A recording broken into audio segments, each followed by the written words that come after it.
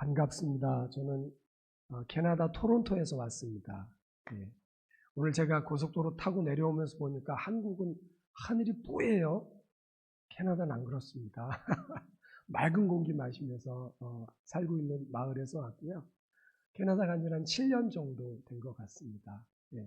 그래서 여기 힐탑 교회 안승철 목사님 교회 부목사로 있다가 그리고 캐나다로 보내주셔서 캐나다에서 지금 7년간 목회를 하고 있습니다. 이 자리에 설 수 없는 사람인데 우리 노만호 목사님이 세워주셔서 어떻게 할까?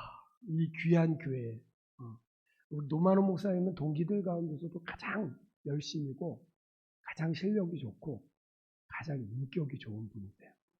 네. 이건 거짓말이 아니라 제가 학교 다니면서부터 이런 사람 없다. 네.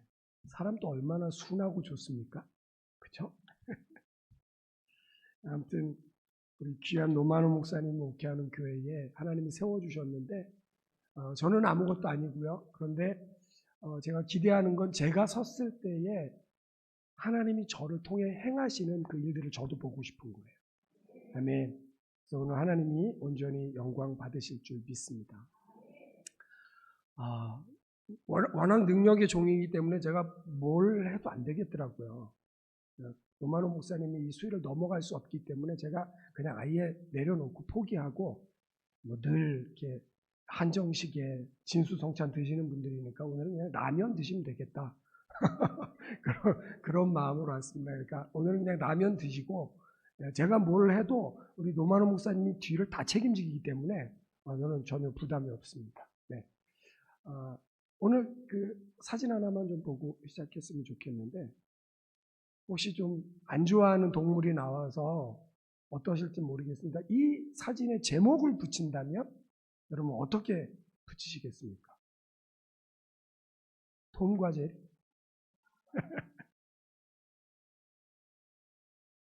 뭐라고 붙이시겠어요? 그냥 말씀해 보세요.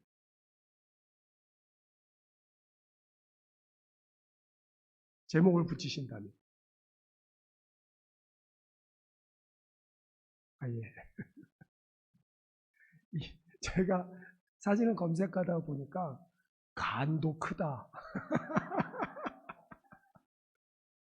네, 근데 보통 간이 크다라고 얘기하는데 간을 아마도 이 결정력의 어떤 그런 기관으로 본 것 같아요. 그러니까 간이 크다 그러면 조금 비유해서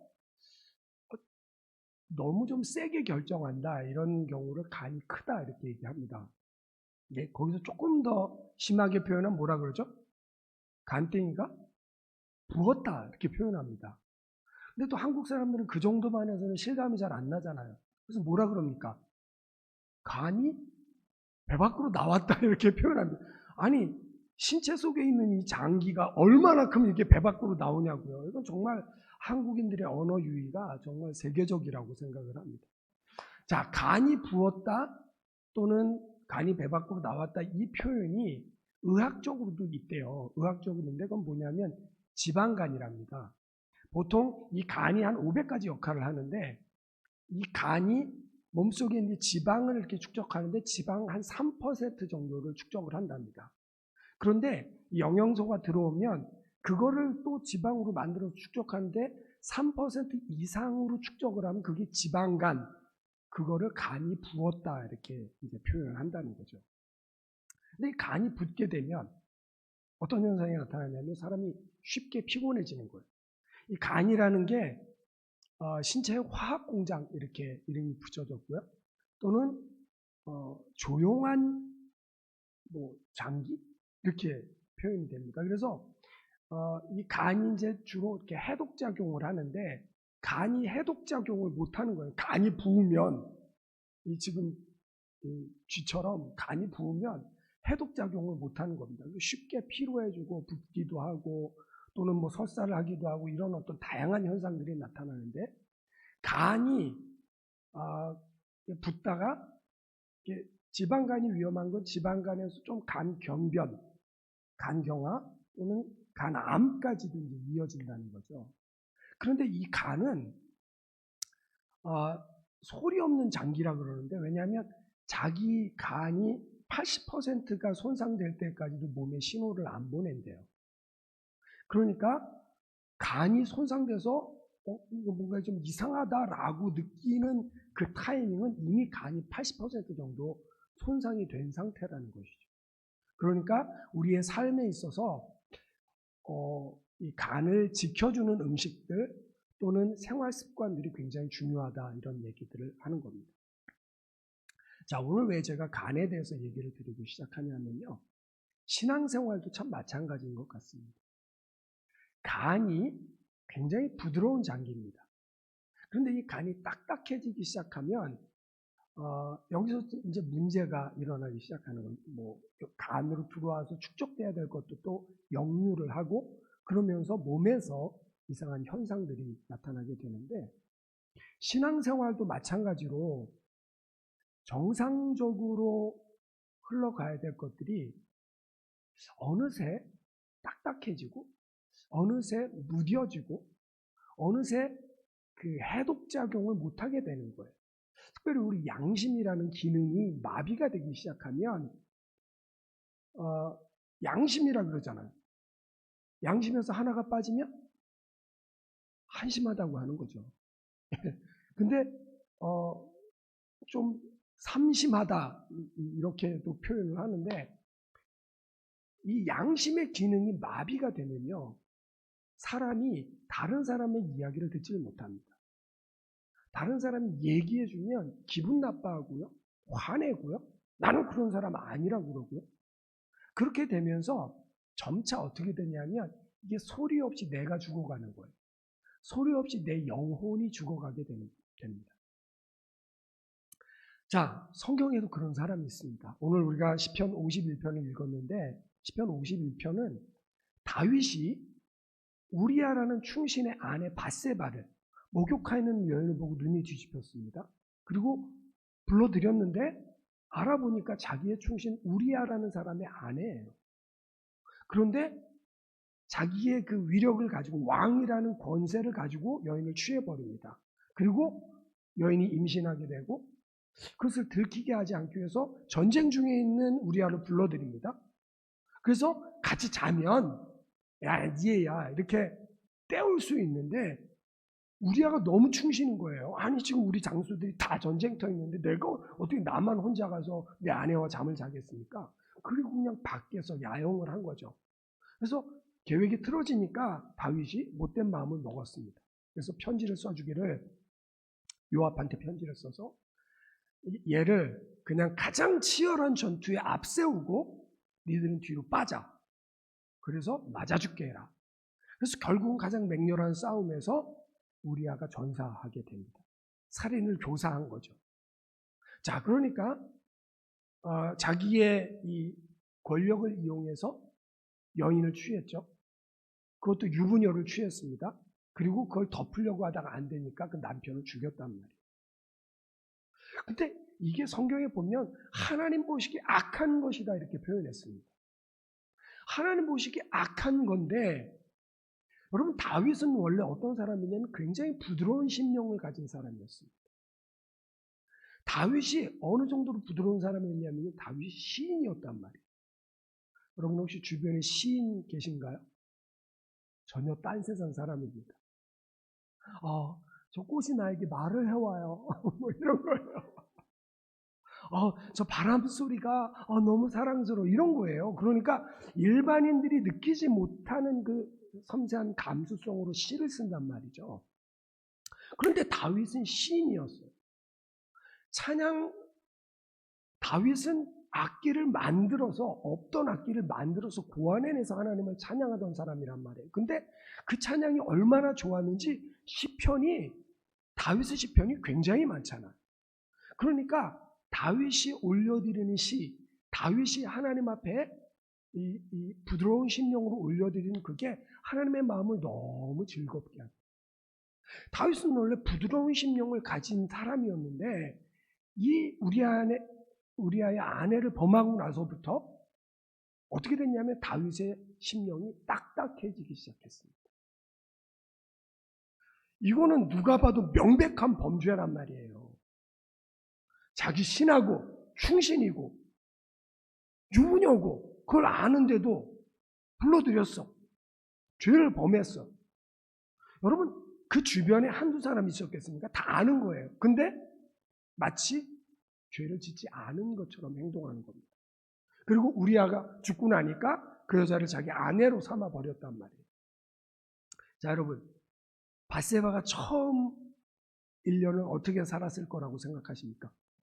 드디어 내가 왕의 아내가 됐다. 할렐루야! 이렇게 살았을까요? 아니에요. 나단 선지자가 와서 이렇게 찌르는 걸 보면 이 밧세바는 우리아에게 너무 사랑받는 그 품에 있는 암양과 같다 이렇게 표현했단 말이에요. 그러니까 너무 사랑받는, 나를 너무 사랑해 주던 남편이 어느 날 전장에서 죽었어요. 자기는 왕에 의해서 겁탈을 당했어요. 근데 말도 못해. 사랑하던 남편을 잃은 그 사람이 매일 눈물 속에 살지 않았겠어요. 그러니까 다윗이 아무리 자기가 빼앗아서 아내를 삼았다 할지라도 자기 앞에서는 슬픔을 표현하지 못하지만 혼자 있을 때 눈물 짓는 그 밧세바를 봤을 거 아니에요. 근데도 다윗은 자기 양심의 기능을 막아버렸습니다. 막아버리고 내가 왕이니까 이제 죽었으니까 이제 내 아내니까 라고 이 마음의 양심의 기능을 무시해버리기 시작한 겁니다. 그런데 이 다윗은 워낙 찬양도 좋아하고 시인이기도 하고 예배 인도자이기도 하고 그러니까 항상 예배를 드리면 최고의 예물을 준비했고 최선의 예배를 드렸단 말이에요. 아마 우리처럼 지금 악기를 다 동원해서 넌 풀세션으로 이거 너무 좋은 교회예요. 네. 막 건반 2대에 일렉 기타, 베이스 기타, 드럼까지 있는 저는 학교 다닐 때부터 이 찬양 인도를 하던 사람이라 이런 거 보면 너무 행복합니다. 아마 다윗이 여기 와서 찬양을 한다 그러면 두 손을 들고 덩실덩실 춤을 추면서 찬양을 했을 거란 말이죠. 그런데 다윗이 원래 그 하나님이 좋아하는 찬양을 드리던 사람이었는데 하나님이 어느 날부터인가 고개를 돌려버린 거예요. 다윗은 예배가 이 심령이 민감한 사람이었기 때문에 자기가 드리는 찬양을 하나님이 받으신다, 안 받으신다 명확하게 알 수 있는 사람입니다. 자, 사울에게 하나님의 영이 내렸습니다. 사울에게 하나님의 영이 내리고 사울이 하나님께 범죄함으로써 사울에게 있던 영이 다윗에게 갔습니다. 그랬더니 사울이 아는 거예요. 나에게 있었던 하나님의 감동인데 더 이상 그게 나에게 느껴지지 않고 저 녀석에게 있네? 라고 하면서 그때부터 질러스 아이, 아주 시기하는 눈으로 바라보면서 막 죽이려고 하고 쫓아다녔던 게 사울이었어요. 그러니까 사울이 하나님의 영이 끊어진 걸 알았던 것처럼 다윗 역시도 하나님의 영이 끊어진 걸 알았어요. 자기가 남들 볼 때는 예물도 최고로 드리고 예배도 최선을 다해 드리는 것처럼 예배 한번 빠지지 않고 최선을 다해 드리는 것처럼 보였지만 자기 안에는 하나님의 영이 운행하시는 것이 느껴지지 않았단 말이에요. 어느 날부터 갈급해진 거야. 이상하다. 예전에는 찬양만 해도 눈물이 쭉 흘렀는데 요즘 왜 이렇게 메마르지? 예전에는 말씀을 들으면 말씀이 꿀송이처럼 달았는데 예전에는 말씀을 들으면 그 말씀이 내 가슴에 팍팍 박혔는데 예전에는 말씀을 들으면 나를 향한 말씀으로 들렸는데 어느 날부터 말씀 시간에 졸리기 시작하고 그래 저거 누가 들어야 되는데 남 생각하게 되고 나는 좀 멀리 떨어지고 이상하게 내가 교회에서 소외된 것 같고 서운한 마음이 들고 기타 등등으로 여러분 어느새 내 영혼이 바싹 말라가는 겁니다. 다윗은 그걸 느낀 거예요. 자, 그렇게 1년이라는 시간이 지납니다. 거의 1년이라는 시간. 왜냐하면 나단 선지자가 와서 이제 꾸짖잖아요. 왕이시여, 한 마을에 두 사람이 살고 있는데 한 사람은 재산도 많고 우양도 많고 한 사람에게는 딱 양 한 마리 있어서 그 양을 너무 자기 딸처럼 키웠는데 이 부자에게 손님이 오니까 자기 우양을 잡지 않고 여기 딸처럼 키우는 이 양을 잡아서 손님을 대접했습니다. 뭐야, 그런 놈 있어? 그런 놈 죽어야지. 4배를 갚아줘야지. 당신이 그 사람입니다. 당신이. 그랬더니 다윗이 충격을 받은 거예요. 그러면서 쓴 시가 시편 51편입니다. 시편 51편을 읽어보면 줄줄이 눈물을 흘리면서 하는 회개란 말이에요. 하나님이요, 내가 죄 몰랐던 거 아닙니다. 죄가 있었는데 제가 무시하면서 살았습니다. 죄가 내 앞에 항상 있습니다. 여러분, 죄를 지으면요, 어떤 현상이 나타나냐면, 이게 이 영어로는 헌츠라는 단어가 쓰이는데, 그건 유령이 나타나듯이 막 이렇게 가끔 나타나요. 자기 죄가 생각이 나는 거예요, 계속. 그러니까 그 죄에서 자유로울 수가 없는 겁니다. 하나님이 우리의 심령을 그렇게 만드셔서 우리가 죄를 지으면 이 양심이 무뎌지도록 만든 것이 아니라 그 죄로 말미암아 회개하도록, 하나님께 더 가까이 나오도록 우리의 심령을 만드셨단 말이에요. 근데 그걸 우리는 어떻게 하냐면 자꾸 애써 부인하는 거야. 뭐 나만 그래? 쟤도 그렇고, 뭐 저기 권사님도 그렇고, 교회 수십 년 다닌 사람도 저런데 묻고 나만 그래야 돼? 뭐 상황이 다 이럴 수 있는 거지. 뭐 지금 그렇지 않은 사람이 어디 있어? 상황화하고 일반화하고, 그리고 자기를 죄로부터 뚝 떼어놓고 시작합니다. 회개하지 않는 거죠. 다윗에게 이 1년의 시간 동안 최선을 다해 예배를 드렸음에도 불구하고 자기의 심령은 메말랐고 나라 상황은 좋아지지 않았고 하나님과의 관계도 단절이 되었던 것입니다. 그런데 나단 선지자가 와서 꾸짖는 그 시간을 통해서 드디어 충격을 받은 거예요. 아, 내가 그놈이구나. 내가 죄를 지었구나. 내가 더 이상 피해 다닐 수가 없구나. 라고 해서 시편 51편을 쓰면서 줄줄이 하나님께 회개하고 있는 겁니다. 그가 하는 회개, 내 죄악을 지워주십시오. 나의 죄를 깨끗하게 해주십시오. 내 죄가 항상 내 앞에 있습니다. 주께서 말씀하실 때 의롭다 하시고 주께서 심판하실 때 순전하다 하겠습니다. 하나님, 이 피 흘린 죄에서 나를 건져주십시오. 하나님이 내 속에 정한 마음을 창조하시고 내 안에 정직한 영을 새롭게 하여 주시옵소서. 자기 영이 메말라 버린 걸 알았기 때문에 하나님, 이 영을 새롭게 하여 주시옵소서. 새살이 돋게 하여 주시옵소서라고 간구했던 거죠. 여러분, 우리가 신앙생활을 하는데 우리의 마음이 무뎌집니다. 우리의 마음이 성령의 음성을 어느샌가 놓쳐버리기 시작합니다.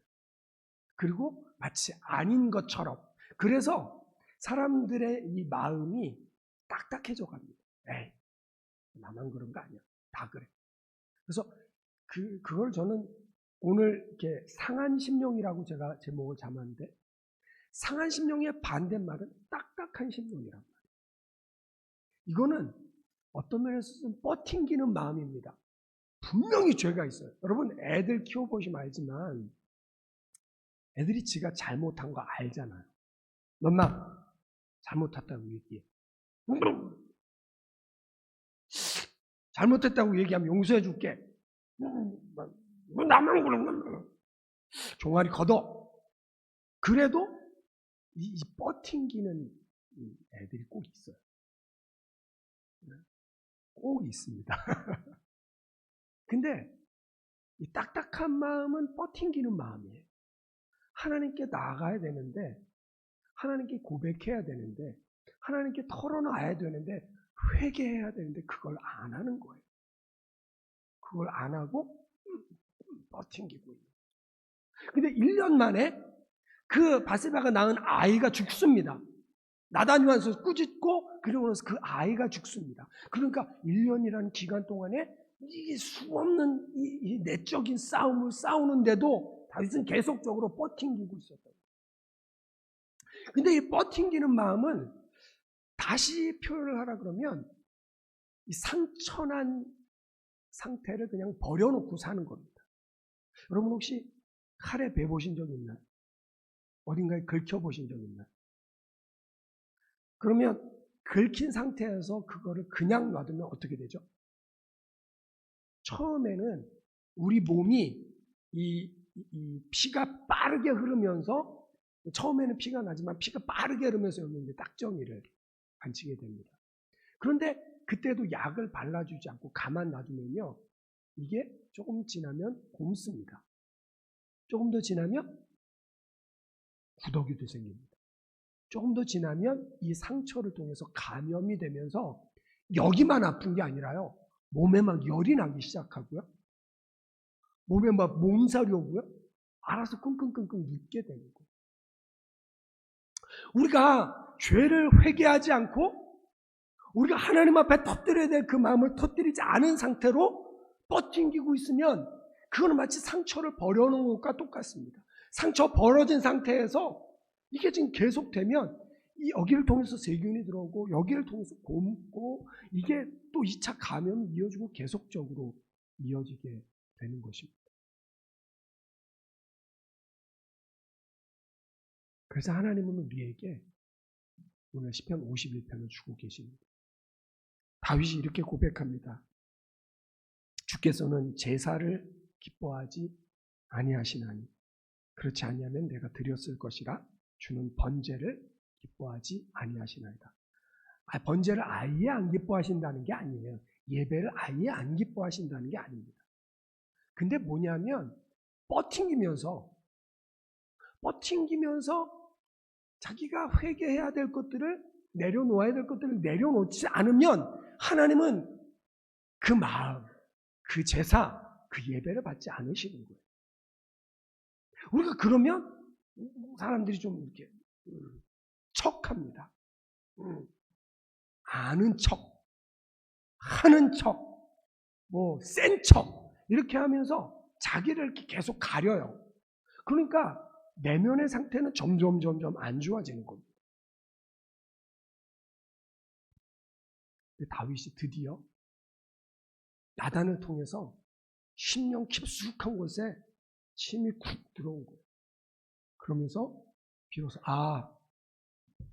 하나님이 진짜 원하는 건 내가 외형적으로 예배를 드리는 게 아니었구나. 남들 앞에서 왕의 옷을 입고 제일 앞에 서서 찬양 인도하면서 예배를 인도하면서 거룩해 보이는 이게 아니었구나. 내 상한 심령을 드렸어야 되는 거구나. 내 깨진 마음을 드렸어야 되는 거구나. 내 죄를 회개했어야 되는 거구나. 이걸 알게 된 거예요. 그래서 이렇게 고백합니다. 하나님께서 구하시는 제사는 상한 심령이라. 하나님이여 상하고 통회하는 마음을 주께서 멸시하지 아니하시리이다. 여러분, 우리가 상처가 났는데 상처 안 난 척합니다. 이 상처는 죄로 인해서도 오기도 하고요. 또 교회 다니는 분들 중에 많은 분들이 하나님께 삐져 있는 분들이 많이 있습니다. 왜 하나님께 삐지냐면요, 내가 기도했는데 하나님이 안 들어주신 거예요. 내가 분명히 이거 가지고 하나님이랑 세상 말로 쇼부를 봐야 되는데 하나님이 여기 답을 안 내준 거야. 그러면 하나님께 상한 마음을 갖고 있습니다. 하나님께 삐집니다. 그래서 그 상한 마음 그대로 갖고 있습니다. 그러니까 형식적으로 교회는 오고 예배는 드리고 다른 어떤 활동들은 다 하는데 이 마음 속에서 믿음이 쌓여지는 것이 아니라 그 서운한 마음 때문에 그 하나님께 상처난 마음 때문에 글로 믿음이 다 빠져나가는 거예요. 그래서 믿음이 쌓이는 게 아니라 그냥 연수만 쌓이는 겁니다. 내면은 성숙해지지 않고 교회 다니는 사람으로서의 삶의 향기는 나지 않고 계속적으로 냄새만 나게 되는 거예요. 하나님은 우리가 죄인인 것을 알고 있습니다. 우리가 깨진 존재라는 걸 알고 있어요. 우리가 먼지 같은 존재라는 걸 알고 있습니다. 근데 우리는 그 하나님 앞에서도 우리의 부끄러움을 내보이지 못하고, 좀 그런 사람 아니거든요. 저 상처 안 받았다니까요. 뭐 하나님 내가 뭐 어쩌다고요. 막 이래가면서 하나님께 뻗팅기고 있는 거예요. 하나님은 우리가 그 하나님께 다가오길 원하십니다. 그래서 우리의 상처를 열어보이고, 하나님 어떻게 해요? 제가 이거밖에 안 돼요. 하나님 어떻게 해요? 제가 이것 때문에 마음이 상해 있었어요. 하나님 어떻게 해요? 저 이것 때문에 하나님께 한 걸음 더 나아가지 못하고 있었어요. 남들이 볼 때는 괜찮다고 할지 모르지만, 겉으로 볼 때는 문제가 없어 보이지만 내 속은 한없이 썩어가고 있었어요. 하나님 저 좀 고쳐주세요. 하나님 저 좀 만져주세요. 하나님 저 좀 위로해 주세요. 하나님 저 좀 새롭게 해주세요. 여러분, 이것이 상한 마음인 줄 믿습니다. 제가 하나님 이 좋은 교회에 우리 노만호 목사님 너무 목회를 잘하고 계시죠. 이 교회에 제가 무슨 말을 합니까? 근데 제 마음에, 야, 너에게도 은혜가 되고 성도들에게도 은혜가 되고 너에게도 위로가 되고 성도들에게도 위로가 되는 말씀을 준비했으면 좋겠다. 그 마음을 주시면서 제 마음속에 떠올랐던 성경 구절이 바로 시편 51편입니다. 하나님께서 구하시는 제사는 상한 심령이라.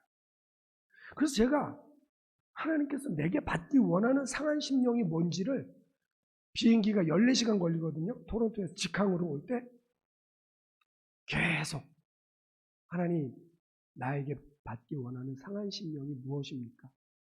그래서 내내 오면서 그걸 가지고 싸우면서 왔습니다.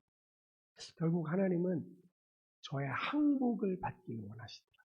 제가 어느새 하나님께 상한 마음을 갖고 있었던, 그러니까 하나님 이거는 그냥 이렇게 지나갈게요. 이렇게 됐으니까 이렇게 하면서 어느새 제가 믿음의 그릇이 깨진 것에 대해서 하나님은 그것을 회복하기를 원하시죠. 저에게. 이래서 하나님이 나의 상한 마음을 받기를 원하셨구나. 여러분, 여러분의 삶에서도 믿음의 그릇이 깨졌다면, 자, 어느 쪽 물을 마시면 되나요, 목사님? 예. 자, 이렇게 물이 따르는 만큼 채워줄 수 있는 것은 이 그릇이 온전하다는 것입니다. 자, 근데 이 그릇이 깨져 있으면 어떻게 될까요?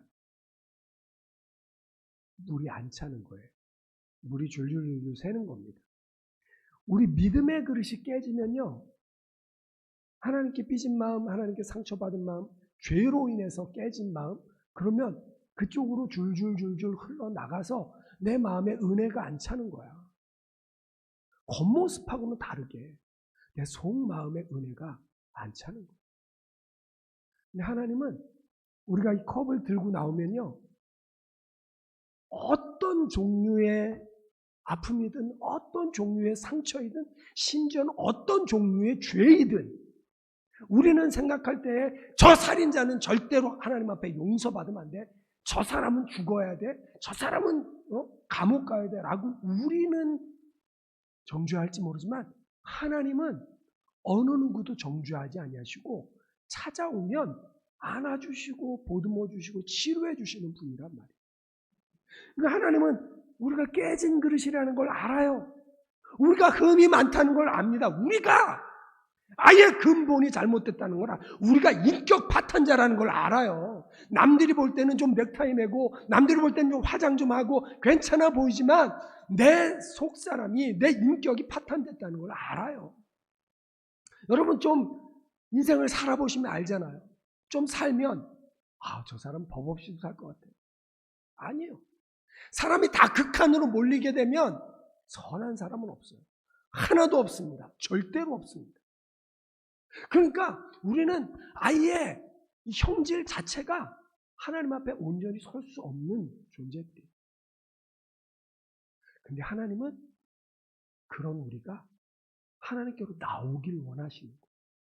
하나님께로 나오면 그런 우리를 치료하십니다. 여러분, 이 간이요, 재생 능력이 있습니다. 간은 잘라내면 80% 잘라내면 안 되죠. 그러니까 그 이전에 간을 잘라내면 간은 재생이 됩니다. 여러분의 심령이 80% 썩어 들어갈 때까지 버팅기고 딱딱한 마음, 척하는 마음 그렇게 있지 마시고, 여러분의 이 문제가 생겼을 때마다 하나님, 저 이만큼 손상됐어요. 하나님, 저 이만큼 죄 지었어요. 하나님, 저 이만큼 부족해요. 하나님, 저 이만큼 무너졌어요. 라고 그 상한 마음을 들고 나오란 말이에요. 그러면 영혼의 치료자가 되시는 하나님께서 여러분을 만지시고, 영혼의 치료자 되신 하나님께서 여러분을 치료하시고 고치실 줄 믿습니다. 하나님 그 관계를 원하시는 거예요. 우리가 얼마나 완전한지, 우리가 얼마나 인격적으로 대단한지, 우리가 얼마나 남들 앞에 내세울 만한 크리스찬인지가 중요한 게 아니라, 죄를 지었을 때마다, 상했을 때마다, 깨졌을 때마다, 부서졌을 때마다 하나님께로 나와서 하나님 저 고쳐주세요. 하나님 저 만져주세요. 하나님 저 위로해주세요. 하나님 제 눈물 닦아주세요. 하나님 저를 새롭게 회복시켜주세요. 그러기를 원하시는 거예요. 그래서 에스겔서 36장 그걸 뭐라고 표현하냐면, 내가 너희들 안에서 돌 같은 마음, stubborn and stony heart, 마음이 돌처럼 딱딱해졌다는, 그리고 완고해져서 들어먹질 않는 거야. 그런데 거기에 새 마음을 부어준다 이렇게 표현하고 있어요. 자, 다윗에게 부드러운 심령이 있었습니다. 그런데 죄를 짓고 나서 마음이 딱딱해진 거예요. 그런데 이 딱딱해진 마음을 하나님은 새 마음으로 변화시키길 원하는 거예요. 그런데 새 마음이라는 단어만 쓴 게 아니라 새 영을 부어준다 이렇게 표현하고 있단 말이에요. 그러니까 여러분, 우리가 이 부드러운 마음을 가져서 내가 원래 법 없이도 살 수 있는 사람이야, 내가 원래 착한 사람이야, 이게 우리의 자랑거리가 아니에요. 우리는 죄로 인해 무너진 사람들입니다. 그래서 우리가 하나님 앞에 설 수 있으려면 성령의 은혜가 필요한 것이고요. 여기에 설 수 있는 것은 나의 의, 나의 노력, 나의 인격이 아니라 예수의 피, 예수의 보혈, 예수의 이름, 예수의 십자가가 나를 세우는 거예요. 그분의 의의 옷을 내가 입게 되면서, 하나님 앞에 설 수 있는 능력은 내 힘으로 나오는 게 아니구나. 나는 안 되는데 예수 이름 의지해서 나가는 거구나 라고 예수님의 이름을 의지해서 나가는 것입니다. 그러면 하나님은 우리 안에 부드러운 마음을 회복하시고 우리 안에 새로운 영을 부으셔서 하나님의 사람으로 새롭게 하실 줄 믿습니다. 오늘 저와 여러분이 하나님 앞에 이 상한 마음을 좀 드릴 수 있었으면 좋겠습니다. 하나님 아시잖아요. 그동안 뻗팅겼는데, 그동안 아니라고 아닌 것처럼 그것만은 내가 시인하고 싶지 않았었는데, 하나님 맞습니다. 내가 죄인입니다. 맞습니다. 하나님 그 부분에 내가 넘어졌습니다. 예, 맞습니다. 하나님 그 부분에 내가 실수했습니다. 그 부분에 내가 쏟아졌습니다. 그 부분에 내가 믿음을 포기했었습니다. 네, 주님, 이런 나를 회복시켜 주시옵소서. 새 마음을 부어주시고 새 영을 부어주시옵소서. 그래서 이 영이 하나님으로 인해 즐거워하게 하여 주시고, 나를 주님 앞에서 쫓아내지 마시고 주의 성령을 내게서 거두지 마옵소서. 주님의 성령으로 새롭게 하여 주시옵소서. 기도할 수 있는 저와 여러분 되어지시기를 예수님의 이름으로 축원드립니다. 기도드리겠습니다.